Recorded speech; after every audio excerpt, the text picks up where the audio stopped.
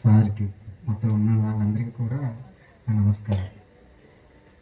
Madam చెప్పినట్టుగా సాక్ష్యం అంటే ఏ చిన్న మాటతోనో, ఒక వాక్యంతోనో, లేకపోతే ఒక పదంతోనో సరిపోయేది కాదు. ఎందుకంటే పుట్టిన దగ్గర నుంచి ఇప్పటి వరకు కూడా, అండ్ రాబోయే రోజుల్లో కూడా దేవుడు మన దగ్గర నుండి, అండ్ మేము జాబ్స్ వచ్చే వరకు కూడా, అండ్ మా మ్యారేజ్ విషయంలో, మా బాబు విషయంలో, మా హెల్త్ విషయంలో చాలాసార్లు దేవుడు చాలా అద్భుత కార్యాలు చేశాడు.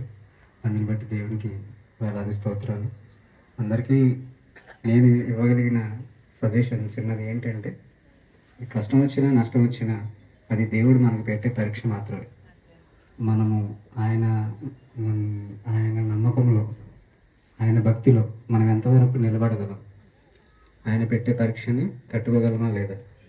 మరణానికైతే ఆయన అధికారం ఇవ్వడు, కానీ మన జీవితాన్ని ఇంకా ముందుకు తీసుకెళ్ళడానికి ఆయన పెట్టే చిన్న చిన్న పరీక్షలు మనం ఓర్చుకొని నిలబడగలిగిన రోజున మనం ఖచ్చితంగా దేవుడు దీవిస్తాడు, ఇంకా ముందుకు తీసుకెళ్తాడు.